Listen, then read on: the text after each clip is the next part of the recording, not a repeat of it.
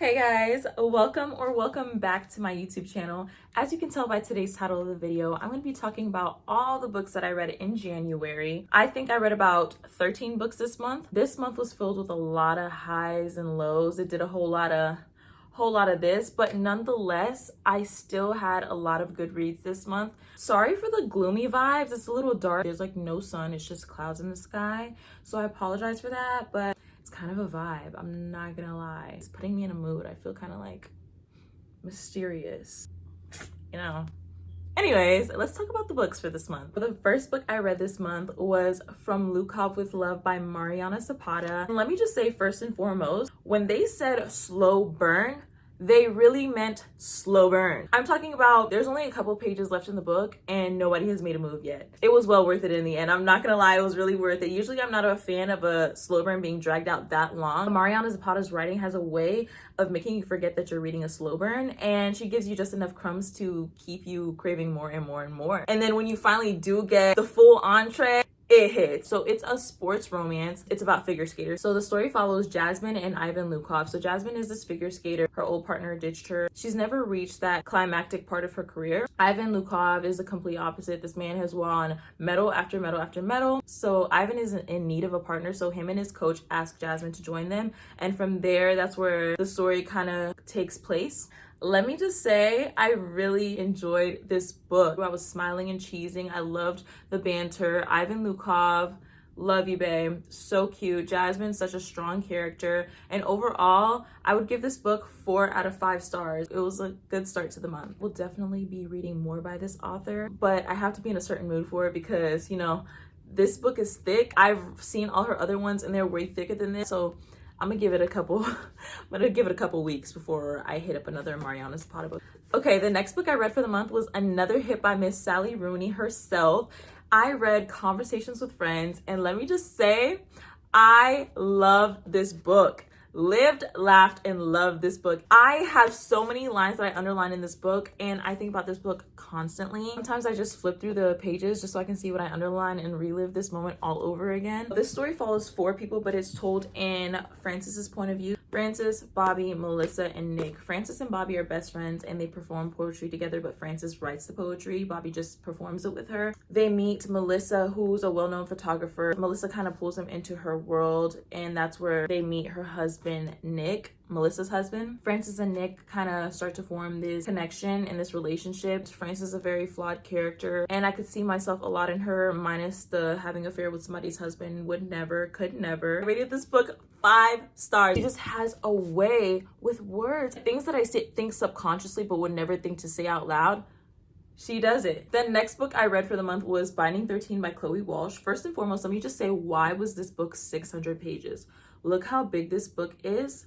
First of all, it was hurting my hand reading it, and the words are so tiny. Everything and nothing happened in this book. I have the second book. It's called Keeping 13. But honestly, the way this story went, I felt like the 2 books could have been combined into 1 book, and maybe that would have been better for me. This story follows Shannon and Johnny. Shannon is this small, petite, quiet girl who's been bullied her whole life, and Johnny is this popular, well-known rugby player in Ireland, and he's practically set for success. They meet each other on Shannon's first day of school, where Johnny accidentally hits her upside the head with a ball, with a rugby ball or something like that. The whole story basically follows these 2 fighting their feelings for each other, and a whole lot of it is just in a monologue, and I'm not a fan of that. I would rather see dialogue between the characters than constant internal monologue. I don't know, it kind of drones on and on for me, and I find myself getting frustrated because it's basically talking about feelings that they could just communicate to each other. Do you get what I mean? Somebody said that this book has founding family vibes.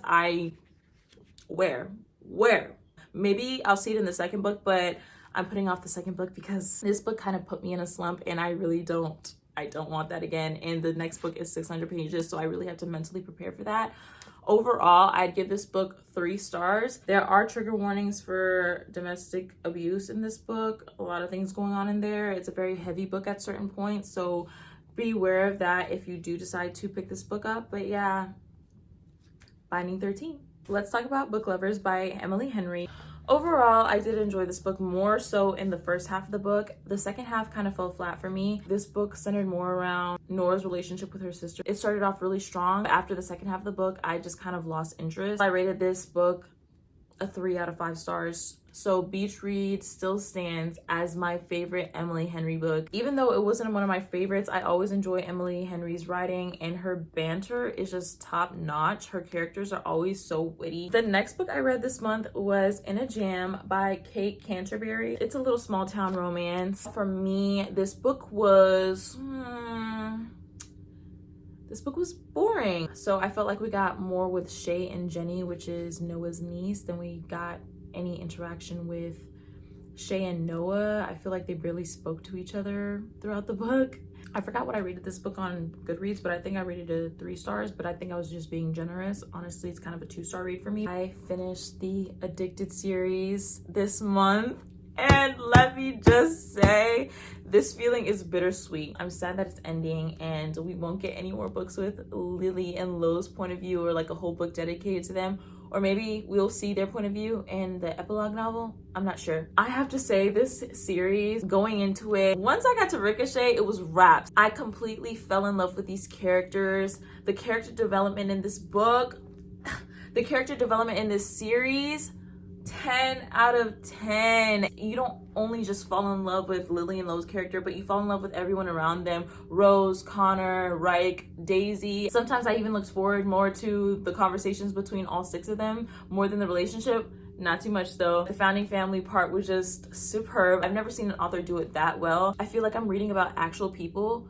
I feel like Lily and Lo are out there somewhere living their best lives. Thrive was a recap of what happened in Kiss the Sky and Hot House Flower. I thought it was really good. Honestly, I would give it 5 stars if it wasn't just a recap, if I didn't already know what was gonna happen. Addicted, after all, I gave 5 stars. It was such an amazing conclusion to the story. While I'm talking about this, because I felt like the finale of this series was so good, I had to go back and reread Addicted to You, and just seeing where Lily and Lo came from, it was like, yikes. I kind of forgot how mean Lo was in the first book and how down bad Lily was. When I closed this book for the first time, I was like, the idea of the book was kind of off-putting to me. I've never read a story like this, but overall, 5 out of 5 stars for this series. The next book I read for this month was By a Thread by Lucy Score. This story follows Dominic and Allie. Allie is this nearly 40-year-old woman. She works all these odd jobs. I don't want to say why she works these jobs just because it's revealed in the story and I don't want to spoil it. And Dominic is this creative director for his mother's magazine company. So Dominic and Allie meet in a pizza shop and they don't get off to the best start. They immediately clash heads. Dominic ends up getting Allie fired from her job, but Dominic was with his mother when this happened. So his mother meets up with Allie later on in the story and offers her a job at the magazine house. Allie accepts, of course, because she needs the money. From there, we get this forced proximity kind of story, Grumpy Sunshine, enemies to lovers. Now, what I thought about this book,